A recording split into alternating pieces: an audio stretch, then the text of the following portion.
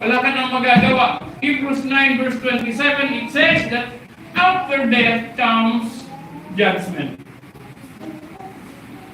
Napakahalaga po yan. Kaya ko po ito paulit-ulit na sinasabi sa inyo, ayokong kayo ay mapapahamak. Ayaw kong na sino man sa inyo mapupunta ng impyerno. Lalo namang ayaw ng Diyos na meron dito mapupunta sa impyerno. Amen? Amen. Sino ang gusto mapunta sa langit? Wala namang gustong mauna. Tama? Kaya nga, napakahalaga po na ang ating puso, alam natin kung anong ating ginagawa. Alam natin ang reason bakit tayo naandito every Sunday. Amen? Amen.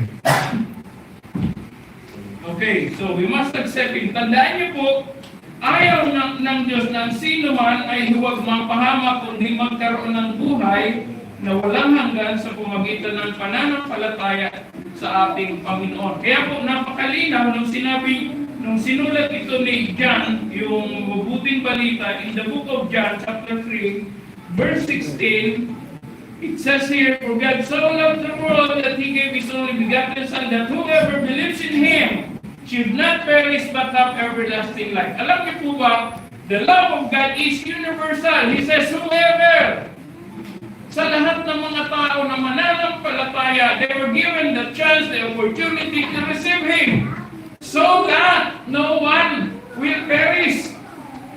The love of God is so important that whoever believes in Him should not perish. You know, the word used, hindi sinabi rito na whoever believes in Him should not perish. Sa Tagalog po ay huwag mapahamak. Hindi lang sinabing hindi, kundi the word used was huwag.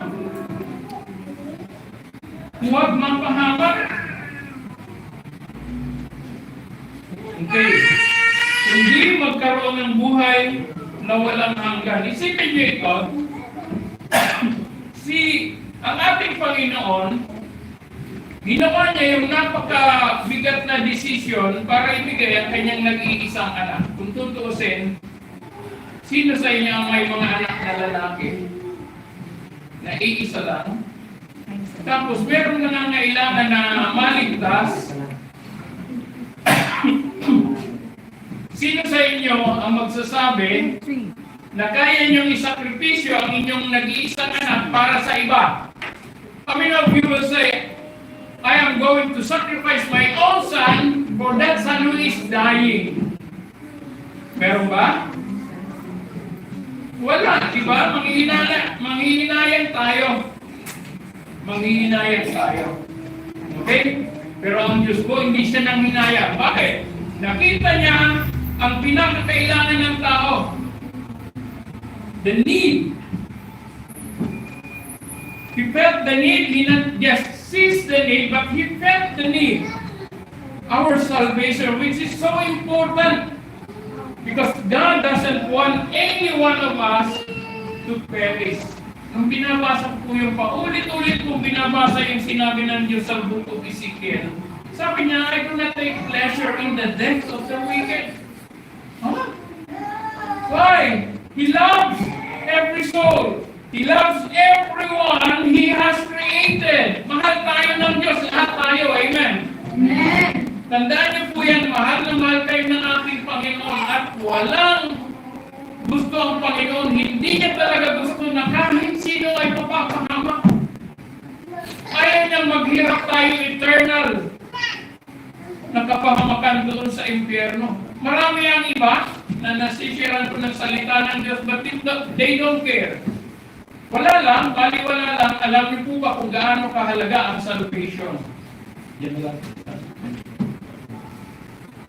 Napakahalaga ng kaligtasan ng bawat sino man sa atin. Kaya nga sabi niya, whoever believes, universal, wala siyang pinipili. Parang, di niya pwede sa yung mga mayaman, di niya na kailangan to. Di niya na kailangan ng kaligtasan. Wealthy people, you don't need salvation. Did not say that. At sabi ng Panginoon, nung inialok niya, whoever, amen? Lahat tayo, God is concerned. Concerned ang Diyos sa bawat isa sa atin. Kaya